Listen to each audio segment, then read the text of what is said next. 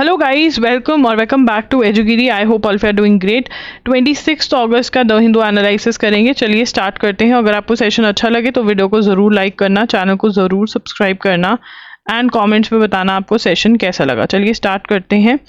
And आप अपने notes मुझे इंस्टाग्राम पे भेज सकते हैं। मैं वहाँ पर आई एम लॉगरी के नाम से हूँ, ठीक है ना। अगर आप मुझे दिखाना चाहते हैं कि हाँ आप नोट्स बना रहे हैं, आप चाहते हैं मैं स्टोरी पे शेयर करूँ, ठीक है। SC ask government to form guidelines to regulate conduct on social media. अब ये कौन सा है? समय रैना वाला, ठीक है ना, इंडियाज गॉट लेटेंट वाला जो शो है कि भाई मतलब अब उनको पनिश करें तो कौन से लॉ के अंदर करें। There is no law which talks about कि सोशल मीडिया पे ढंग से बात करनी है, गाली गलौच नहीं करनी है या कुछ भी ऐसा सा कोई रूल्स एंड रेगुलेशंस ही नहीं है। तो सुप्रीम कोर्ट ने कहा है कि भाई तुम गाइडलाइंस फॉर्म करो, ठीक है ना। तो supreme court said social media influencers commercialize free speech,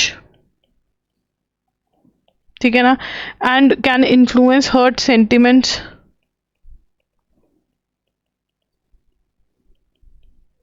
ठीक है ना। तो इन्होंने asked यूनियन गवर्नमेंट, पॉइंट लिखेंगे, asked union government to work guidelines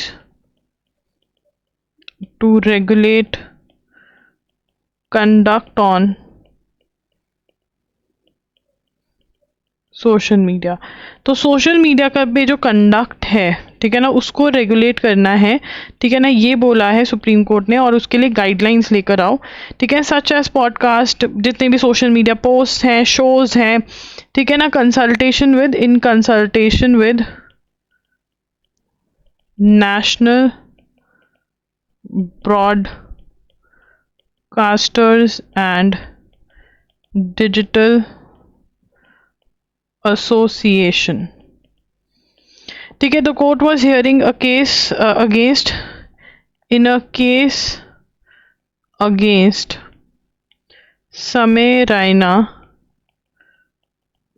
for abusing freedom of speech. तो उनका जो शो है इंडियाज गॉट लेटेंट, उसके अंदर जो हुआ, ठीक है ना, उसके बाद जो है ये बोला गया है, ठीक है ना। क्या बोला गया है? That supreme court said social media influencers commercialise free speech. मतलब फ्री स्पीच को वो उससे पैसे कमा रहे हैं, मजाक उड़ा रखा है फ्री स्पीच का। फ्री स्पीच का मतलब ये नहीं है कि आप जो मर्जी बोल दो, आप पब्लिक के सेंटिमेंट्स हर्ट करते हो। यूनियन गवर्नमेंट को बोला है कि आप लॉज बनाओ, रेगुलेट करो कि सोशल मीडिया पे आप क्या बोल सकते हो, क्या नहीं बोल सकते हो। और जो ये रेगुलेशन है किसके साथ मिलकर बनानी है? नेशनल ब्रॉडकास्ट डिजिटल एसोसिएशन के साथ मिलकर। 5 journalist among 20 killed as Israel strikes Gaza hospital. This is a very very important news. Journalist, जब जर्नलिस्ट की डेथ हुई है ऐसे, ठीक है, वो क्वेश्चन जरूर आया है। तो यहाँ पर Palestinian journalist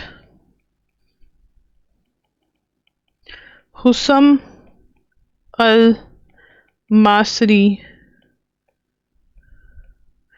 among 5 journalists killed as Israel strikes Gaza hospital. तो इसराइल ने स्ट्राइक करी गाजा हॉस्पिटल पे, 5 जर्नलिस्ट की डेथ होगी और उनमें से एक कौन है? Husam al Masri. No this is a very very important name, ठीक है। Police take charge of Delhi CM security. तो दिल्ली सीएम पे अटैक हुआ तो किसके पास चार्ज चला गया था? सीआरपीएफ के पास। अब दोबारा किसके पास आ गया? पुलिस। तो यहाँ पर Delhi police given charge of security of Delhi CM was given to CRPF after the attack. तो उन पे अटैक हो गया था रेखा गुप्ता पे, ठीक है, उसके बाद दे दी थी सीआरपीएफ को। अब दोबारा किसके पास चली गई है? दिल्ली पुलिस के पास, ठीक है। उसके बाद आगे चलेंगे। मोदी डिग्री रो। तो किसी ने पूछा कि भाई दिल्ली यूनिवर्सिटी से मोदी जी ने, हमारे पीएम ने डिग्री करी है, क्या वो असली है या नहीं? आरटीआई फाइल करी गई, ठीक है। Delhi High Court on Monday quashed the Central Information Commissioner's 2016 order permitting the right to information activists to inspect Delhi University's DU 1978 Bachelor of Arts record. तो यहाँ पर दिल्ली हाई कोर्ट ने क्या कहा है? दिल्ली हाई कोर्ट क्वैश्ड मतलब वो order is no more valid, that order has been rejected. Quashed order of Central Information Commission, 2016 का ऑर्डर था, to permit right to information activist to inspect Delhi University's 1978 Bachelor of Arts records of PM Modi. तो उन्होंने allow कर दिया था। Now what is, यहाँ पर क्या है, दिल्ली हाई कोर्ट ने क्वैश कर दिया, मतलब दिल्ली हाई कोर्ट ने रिजेक्ट कर दिया ये, ठीक है ना, quash. Now what is central information commissioner, CIC क्या है, what is CIC, what is CIC? अब CIC जो है कि मान लो स्टेट के पास गए, मतलब कमीशन है, मैंने RTI फाइल करी, what is right to information, मैं किसी भी पब्लिक ऑफिस में जा करके बोल सकती हूँ कि अच्छा मुझे इसके बारे में बताओ, एंड लॉ है वो बहुत सारी चीज़ें अलाउ करता है इन्फॉर्मेशन देना, कुछ चीज़ें नहीं करता, जैसे प्रीवेसी जो वायलेट करती हो चीज़ें वो नहीं प्रोवाइड करते, ठीक है। अब मैं RTI मैंने फाइल करी उस ऑफिस में, अब वो मुझे नहीं दे रहा, उन्होंने बोला कि भैया हम नहीं दे सकते, मना कर दिया, तो मैंने इसको चैलेंज कर दिया ऑर्डर को। मान लो स्टेट कमीशन, डिस्ट्रिक्ट जितने भी होते हैं जो है, एंड में आ जाता है सेंट्रल जो टॉप मोस्ट होता है, जैसे हाई कोर्ट सुप्रीम कोर्ट है वैसे ही top notch Central Information Commission है। सेंट्रल इंफॉर्मेशन कमीशन ने 2016 में कहा ठीक है आप चेक कर लो, दिल्ली यूनिवर्सिटी की बैचलर ऑफ आर्ट्स की डिग्री चेक कर सकते हो, बट दिल्ली हाई कोर्ट ने रिजेक्ट कर दिया। कौन से ग्राउंड्स पे रिजेक्ट किया? दिल्ली हाई कोर्ट ने कहा कि तो ये क्या कह रहे हैं कि भाई प्रीवेसी जो है, ठीक है ना, तो ये जो है सबसे पहला पॉइंट उन्होंने बोला, ठीक है ना, it is not of something which is of interest to public is quite different from something which is in the interest, तो इन्होंने लिखा है something which is of interest to the public is quite different from something which is in the public interest। वो कह रहे हैं कि जो पब्लिक इंटरेस्ट में चीज़ें हैं उससे बहुत इंटरेस्ट टू द पब्लिक कि भाई कुछ हाँ माल मसाले वाली न्यूज़ है तो इससे कोई फ़ायदा या कुछ होने नहीं वाला है पब्लिक का, तो दिल्ली हाई कोर्ट ने ये कहा। दूसरा उन्होंने बोला, ठीक है ना, isolated disclosure could open floodgates of indiscriminate demands। अब वो क्या कह रहे हैं कि चलो हम दे भी दें, ठीक है ना, बट आप सोच लो कि आगे से जो राइट टू प्रीवेसी है वो बिल्कुल खत्म हो जाए, क्योंकि ये लॉ बन जाएगा, कोई भी जाके किसी की भी डिग्री मांग सकता है, ठीक है। वो कह रहे हैं और ये राइट टू प्रीवेसी वायलेट करता है आपकी, ठीक है।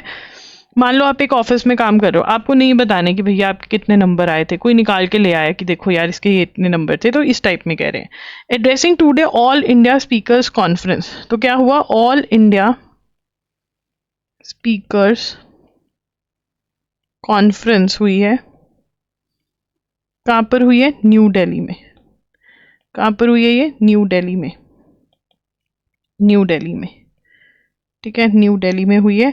Amit Shah attended and said कि डिसरप्शंस बहुत हो रही हैं असेंबली में, जो लोकसभा की सिटिंग है, जो बिल्स पास करने होते हैं जब, तो लोग प्रोटेस्ट पे चल जाते हैं, वो कह रहे हैं ये सही नहीं है, बिल्स डिबेट करके पास होने चाहिए, ठीक है ना। तो यहाँ पर यूनियन होम मिनिस्टर, तो ये सारा जो है ये NL-SAT वाले अपने नोट्स में ऐड करेंगे, ठीक है, AIT और NL-SAT वाले। बाकी सबको पता होना चाहिए कि ऑल इंडिया स्पीकर्स कॉन्फ्रेंस जो है वो न्यू दिल्ली में हुई है। उसके बाद यस अ शेक्सपियर ट्रेजेडी, अब यहाँ पर राइट टू प्रेस की बात कर रहे हैं, राइट टू मीडिया की जो इंडिपेंडेंस है उसकी बात कर रहे हैं, ठीक है ना। Freedom of press, freedom of press मतलब मीडिया जर्नलिस्ट की जो फ्रीडम है उसकी बात करी जा रही है, ठीक है ना।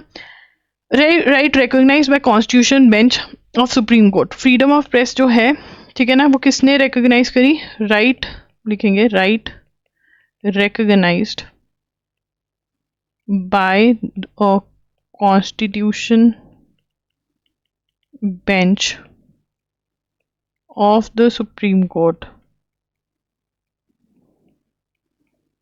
in 1950. The Constitutional Bench of the Supreme Court recognized this right in 1950. ठीक है, कौन से केस के अंदर? Very very important, Ramesh Thapar. कौन से केस में? रमेश थापर। अब क्या हुआ? आयरॉनिकली, एक्सीडेंटली, ठीक है ना, ठीक है, his relative Karan Thapar is one of the most recent victim. Journalist Siddharth Varadarajan is another such victim. They stand accused of conspiracy of provoking unrest, undermining national security. अब इन्होंने क्या किया है? FIR हुई है इनके अगेंस्ट, ठीक है ना, accusing them, FIR launched with crime branch, FIRs launched against journalists। क्या एलिगेशन है? Offensive video interviews and articles published by the wire. ठीक है ना, तो जर्नलिस्ट कह रहे हैं कि भैया ऑफेंसिव, गलत वीडियोस पब्लिश करी हैं द वायर ने, इंटरव्यूज हुए हैं गलत, ठीक है ना, तो इसलिए इनके अगेंस्ट FIRs हुई हैं। किसके अगेंस्ट हुई हैं? जर्नलिस्ट का नाम क्या? एक करण थापर एंड सिद्धार्थ वारादराजन, ठीक है। In fact he writes so well that it took the crime branch 3 months to understand the complaint, take cognizance, summon the accused. Maybe the police did not quite comprehend. तो यहाँ पे वो कह रहे 3 महीने के बाद करी, क्या वो इतना डिफिकल्ट था, इनको पहले समझ नहीं आया, तो ये सब चीज़ें हो रही हैं, ठीक है ना। तो इनके अगेंस्ट ये एलिगेशन है, ये कह रहे हैं कि फ्रीडम ऑफ प्रेस जो है वो ख़त्म कर रहे हैं। This is very very important. कौन सी जजमेंट में फ्रीडम ऑफ प्रेस का कॉन्सेप्ट आया था? This is important, please make a note of it and mark it. Important notes तो बनानी है। In the first such visit in 13 years, Pakistan foreign minister Ishaq Dar travel to Dhaka over the weekend. ये हम already कर चुके हैं कि उन्होंने बात करी है, ठीक है, 1971 के अंदर जो लिबरेशन वॉर हुई, तो हमारे लिए बहुत ही प्रॉब्लमेटिक है क्योंकि पाकिस्तान और बांग्लादेश एक हो रहे हैं, ठीक है ना। तो हमें बहुत जो लोग बोल रहे हैं ना, अरे माइग्रेंट्स को क्यों निकाल रहे हैं, बांग्लादेशी लोग क्या ही कहते हैं, they can be a problem, ठीक है ना। अगर पाकिस्तान और बांग्लादेश एक अगर हो क्या गए, ये एक हो गए हैं और हमें बांग्लादेशियों को भी पाकिस्तान वाला ट्रीटमेंट देना पड़ेगा। अब Prime Minister Narendra Modi's visit to Japan and China that begins from August 29 comes at a time of flux in global geopolitics, ठीक है ना। USA ने हमारे ऊपर टेरिफ्स लगा दिए हैं, ठीक है, 50% टेरिफ्स, ठीक है, और टेरिफ्स के बाद अब हम दूसरी कंट्रीज के पास जा रहे हैं कि भैया हमारा सामान ले लो, और इसीलिए मोदी जी जो है कहाँ जा रहे हैं? चाइना और जापान। तो यहाँ पर विजिट होंगी, देखते हैं क्या होता है। At the heart of the visit lies Japan's announcement of about 68 billion investment plan in India to spread over a decade. तो PM नरेंद्र मोदी लिखेंगे to visit Japan and China, ठीक है ना। हमारे जापान के साथ क्या चीज़ें चल रही हैं? जापान के साथ जापान कह रहा है शायद अनाउंसमेंट हो सकती है, announcement of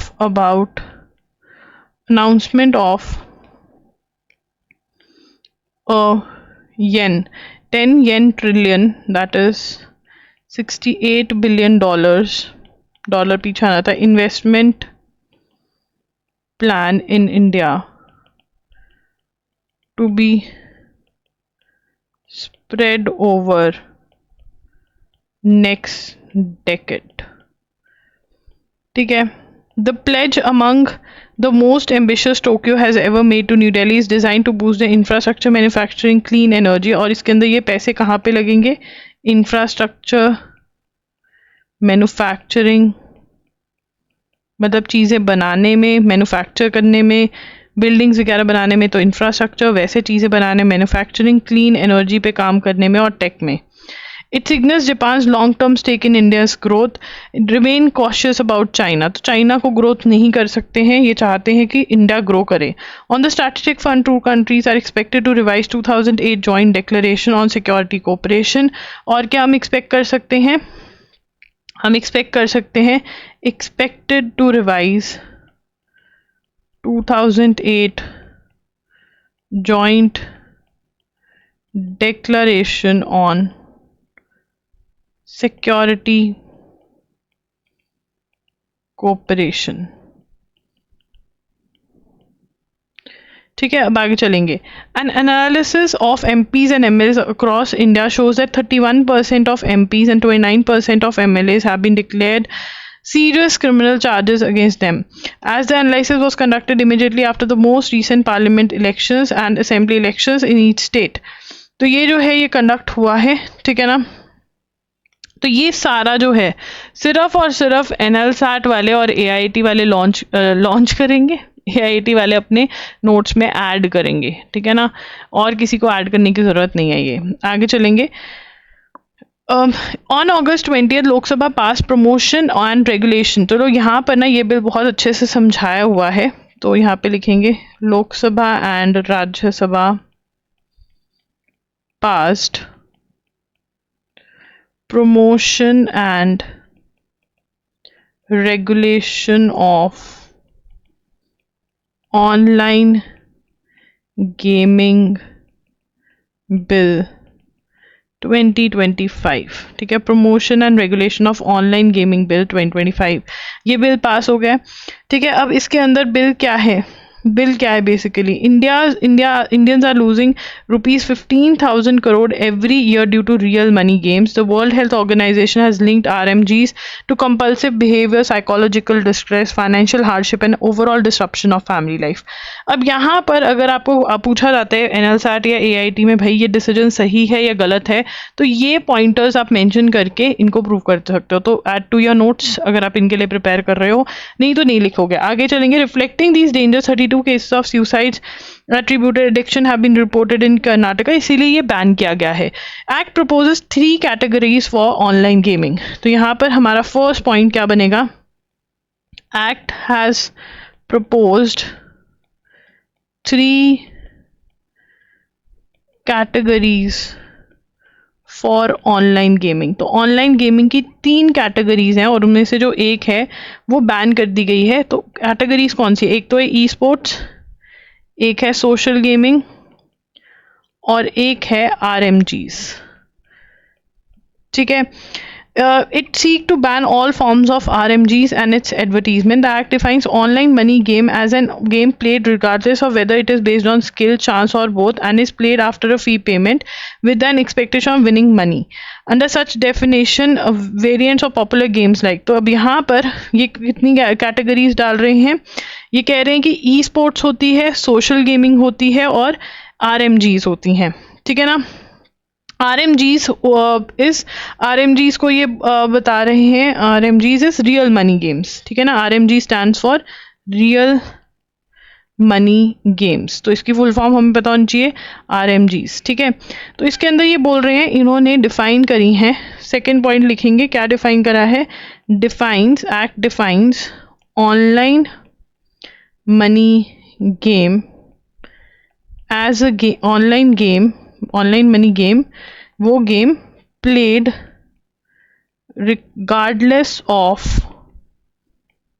whether it is based on skill, chance or both, and is played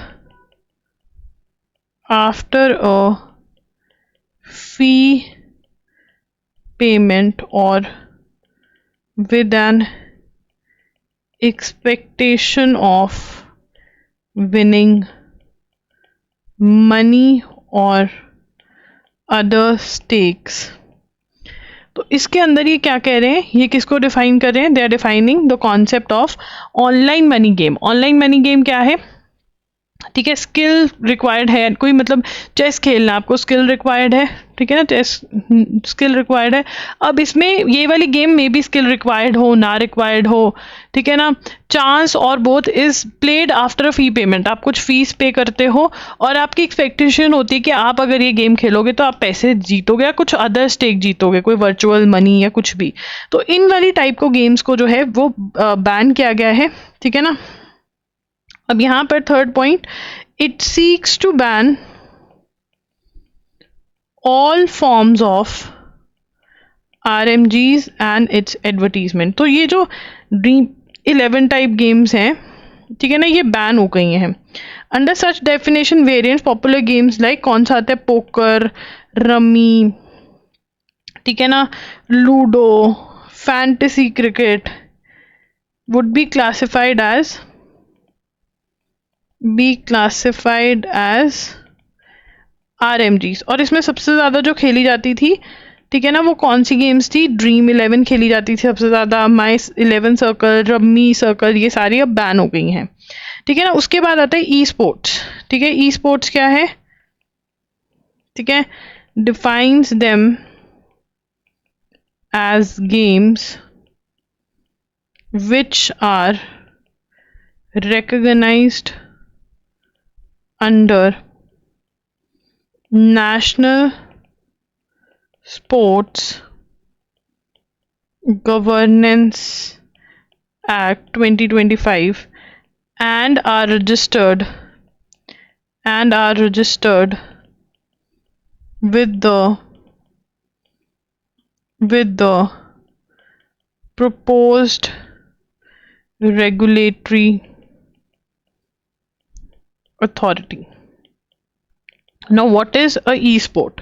e-sport क्या है? ई-स्पोर्ट्स वो कह रहे हैं कि जो नेशनल स्पोर्ट्स गवर्नेंस एक्ट ने रिकॉग्नाइज करी है और जो रजिस्टर्ड है उनको हम ई-स्पोर्ट्स मानेंगे, ठीक है। इट में include the payment of registration और participation fee alongside performance based prize money. Example include Grand Theft, जैसे एग्जाम्पल कौन सी है, example Grand Theft of GTA तो खेली होगी यार, नहीं खेली तुमने, तुम नेटफ्लिक्स वाले हो। कॉल ऑफ ड्यूटी, GTA तो मैंने भी खेली है, ठीक है ना, कंप्यूटर पे, और मेरी मम्मी डिलीट करवा देती है वो जब एग्जाम में। बड़ा मज़ा आता, मुझे कोई मिशन करने में कोई मज़ा नहीं आता था। मेरा भाई मिशन कंप्लीट करता था, मेरी बहन मिशन कंप्लीट करती थी, बट मैं सिर्फ वहाँ पे फैंसी कार्स चलाने को थी, लोगों को लात मार के बाहर निकाल देती थी, फैंसी बाइक्स और फैंसी गाड़ियाँ चलाती थी, लोगों को मारती पीटती थी, उनके पैसे लूटती थी। हाँ, जीत के में यही होता है, ठीक है। और फिर उसके बाद और क्या, गाने लगाती थी, चीट कोड लगाती थी, पुलिस लग जाता था तो पुलिस पीछे लग जाती थी, पता नहीं फॉरगेट मी या कुछ ऐसा सा कुछ चीट कोड्स होते थे, ठीक है, वो लगाती थी। कोई मिशन कंप्लीट करके नहीं देखती थी मैं, मेरे को आवारापंती करने के लिए GTA मज़ा आता था। मतलब मुझे पता ही नहीं था कि अच्छा इसमें कुछ मिशन भी कर सकते हैं हम, ऑब्जेक्टिव था ही नहीं उस गेम को खेलने का। बस गाने, मतलब मैं पता है कौन से एरा में जी रही थी, जो कॉलेज वाला एरा होता है ना कि ओ घूमो फिरो नाचो गाओ, वो वाला एरा, और लोगों को मारो पीटो। मतलब कॉलेज में मारना पीटना तो नहीं होता है, बट यस GTA मुझे बहुत पसंद है। अभी आज भी मुझे खेलने का मन करता है, बट मुझे पता नहीं है वो कैसे लैपटॉप में होगी। ऑब्वियसली इस वाले लैपटॉप में तो नहीं करूँगी, बहुत प्यारा है मुझे ये laptop. While there is no legal definition of social gaming, तो मतलब included in broader category online games, जैसे और भी ऑनलाइन गेम्स होते हैं वो इसको कर रहे हैं। तो हमें पता होना चाहिए ई स्पोर्ट्स क्या है, ठीक है। हमें पता होना चाहिए कि भाई 3 कैटेगरीज में इन्होंने डिवाइड कर दिया है। सोशल गेमिंग की मेजर कोई डेफिनेशन नहीं दे रहे, कह रहे हैं बाकी बच्ची खुची गेम्स को हम सोशल गेमिंग में डाल रहे हैं। अब पनिशमेंट क्या है, ठीक है ना, मतलब अगर तुम ड्रीम 11 खेलते हुए पकड़े गए, ठीक है ना, तो भैया तुम्हारा क्या हशर होगा, या कुछ ऐसा, मतलब क्या होगा अगर कुछ बनाते भी हैं ये। ऑफरिंग ऑनलाइन मनी गेम्स और इंगेजिंग इन ट्रांजेक्शन और authorisation of funds for the same will be punishable with imprisonment of up to 3 years, और फाइन अप टू 1 crore और बोथ, ठीक है ना। मतलब अगर क्या है, ऑफरिंग, अगर तुम ऐप बना रहे हो, तुम गेम बना रहे हो, online money games,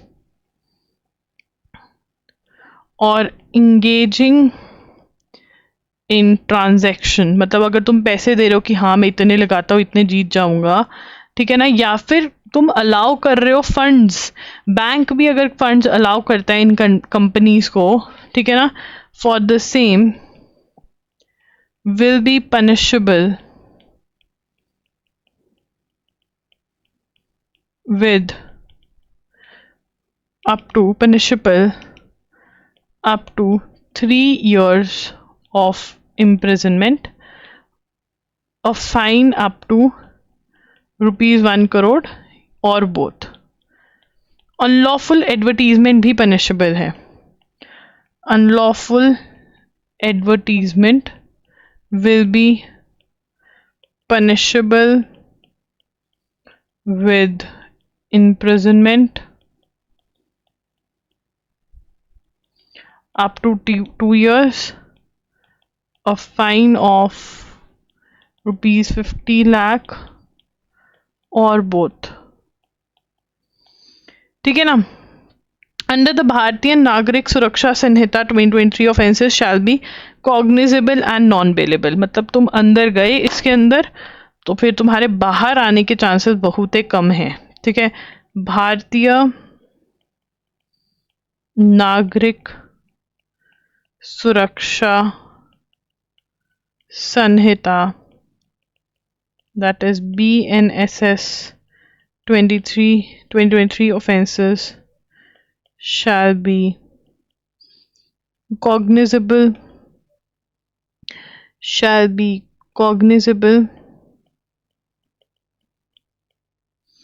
and non bailable. मतलब बेल नहीं मिलने का इसके अंदर. ठीक है जी. उसके बाद the central government stated that Indian Computer Emergency Response Team will be task with blocking. और this is very very important. इसको ग्रीन पेन से इंपॉर्टेंट मार्क करेंगे इस पॉइंट को. वैसे पूरा आर्टिकल ही इंपॉर्टेंट है बट ये बहुत ज्यादा इंपॉर्टेंट है. Central government said cert in, that is computer,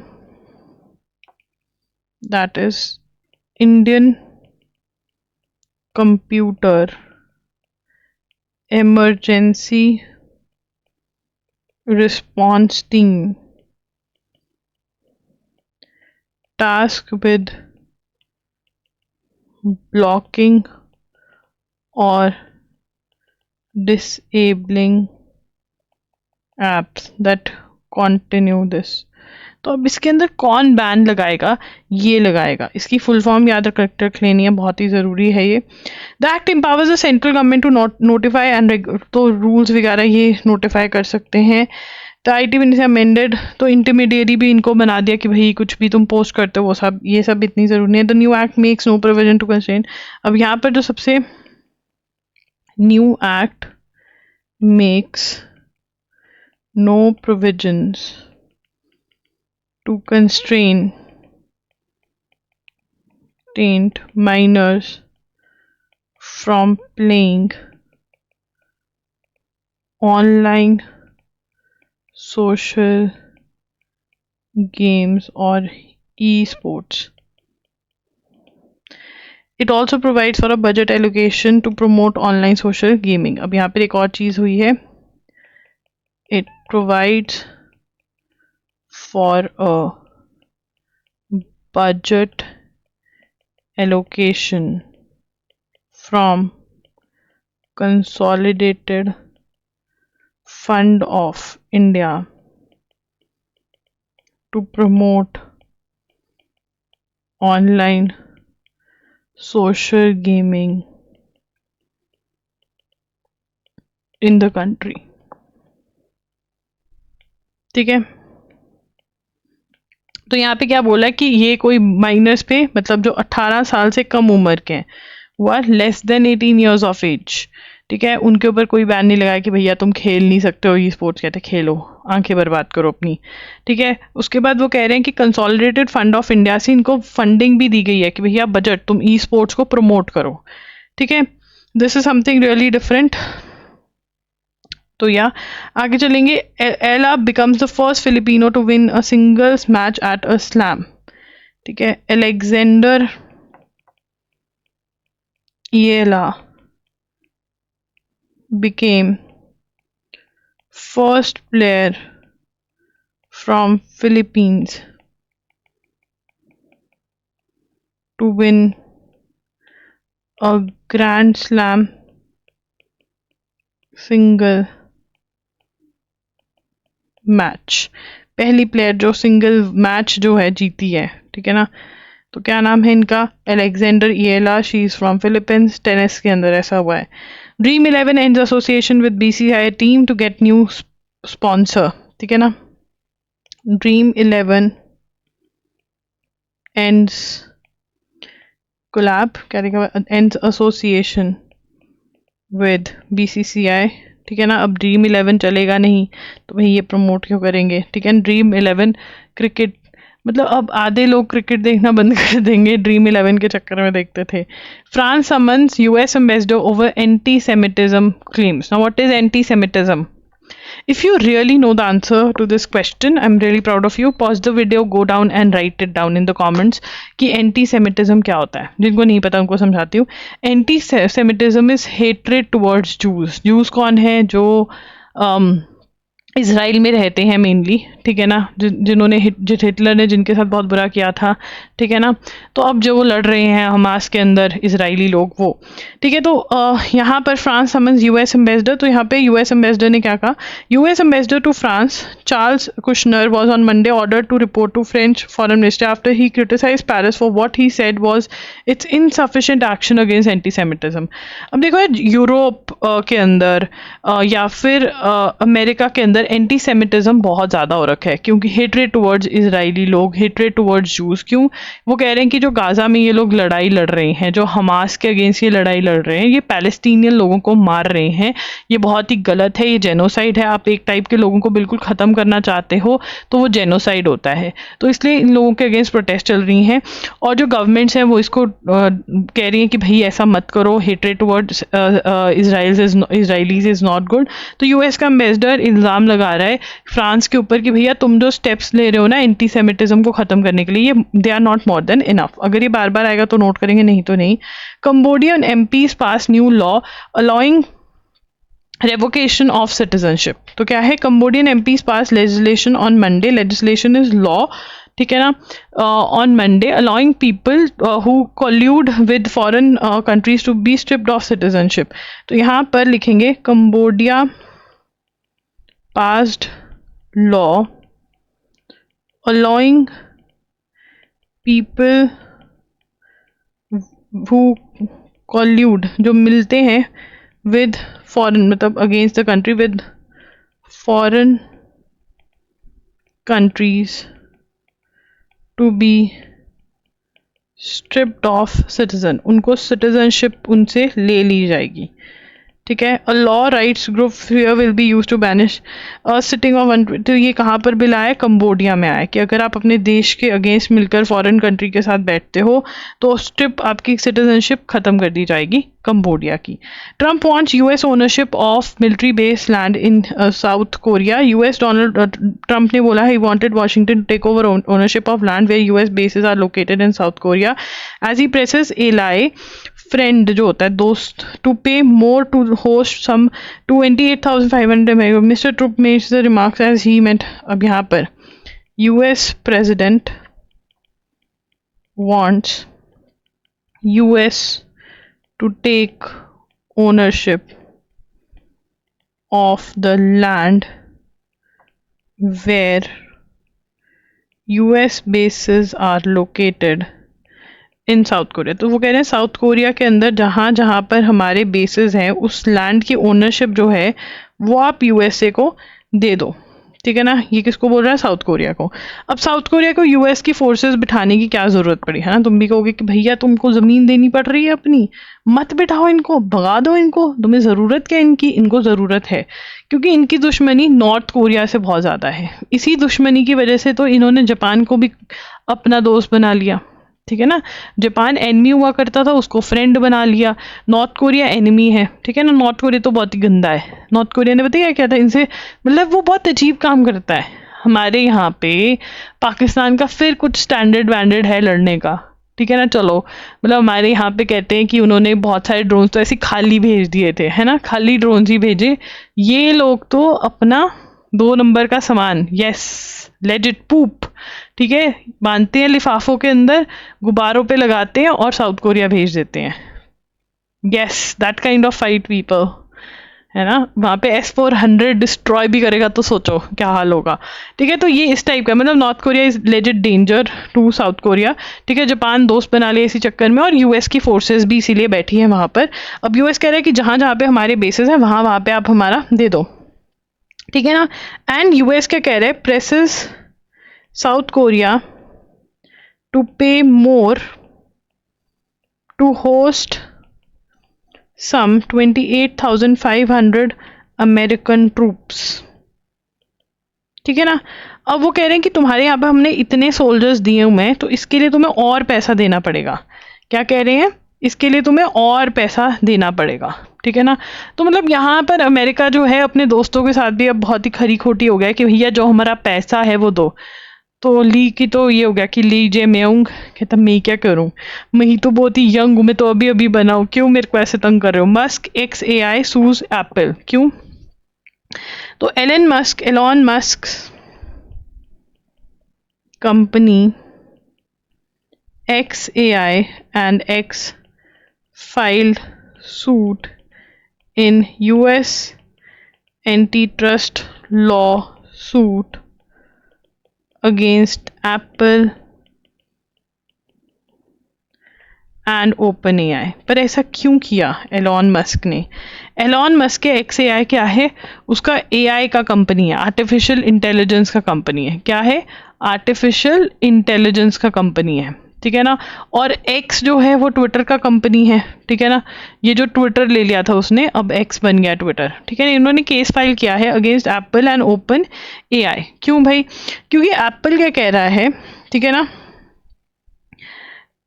Apple and OpenAI entering an exclusive deal that makes OpenAI ChatGPT the only generative AI chatbot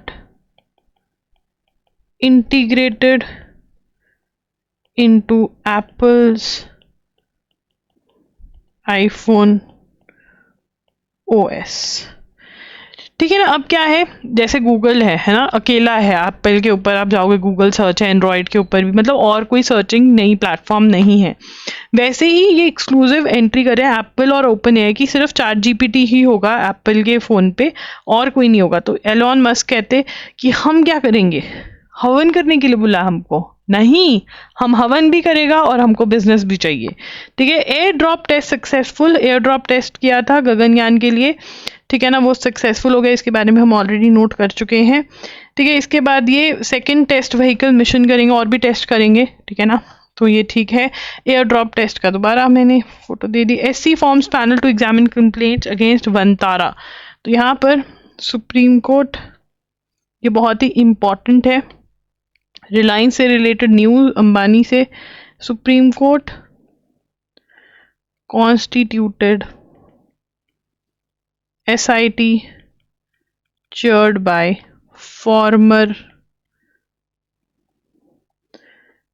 Supreme Court Judge Justice J चलामेश्वर। कौन चलेगा, नहीं वो गाना था ना, चलामेश्वर, परमेश्वर चले, मेश्वर चले, चला चेलामेश्वर। मेश्वर क्या है?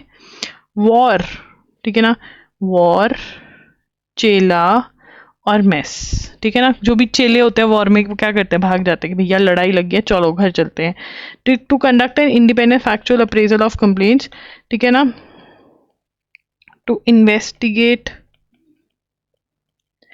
Allegations of violations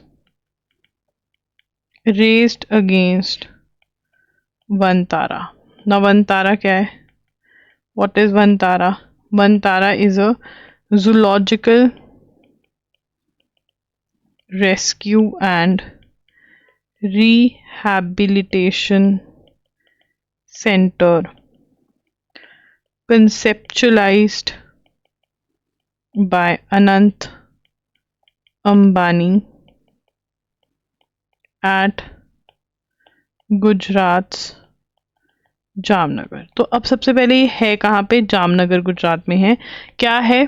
zoological rescue, जू से लोग जो रेस्क्यू किए जाते हैं एनिमल्स जिनके साथ बुरा हुआ है, उनको रेस्क्यू करते हैं, उनकी टेक केयर कर रहे हैं। अनंत अंबानी का ये सिस्टम है, ठीक है। उसके बाद SIT बिठाई गई है, वो देखेंगे कि क्या एलिगेशंस है, क्या है। Unlawful, aliasing unlawful acquisition of animals from India and abroad, miss treatment of animals, financial irregularities. तो यहाँ पे क्या है? अनलॉफुल, क्या इल्ज़ाम लगाया? Unlawful unlawful acquisition of animals, mistreatment, financial irregularities and इसके ऊपर मनी लॉन्ड्रिंग का भी इन्होंने इल्ज़ाम लगाया है। ठीक है ना, तो ये है। तो इसमें कौन हेड कर रहा है इज़ वेरी वेरी इंपॉर्टेंट। उसके बाद आगे चलेंगे। Slate frigates Udaygiri Himgiri to join navy today. Indian navy to commission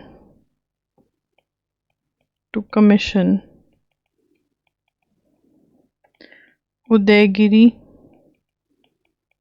and Himgiri at naval base in Visakhapatnam। ये किसका पार्ट है? They are part of project 17A। ठीक है ना, they are part of project 17A का पार्ट है। Will mark first ever stimulus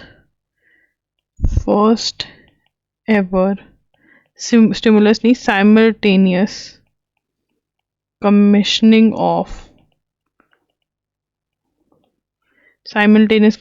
of two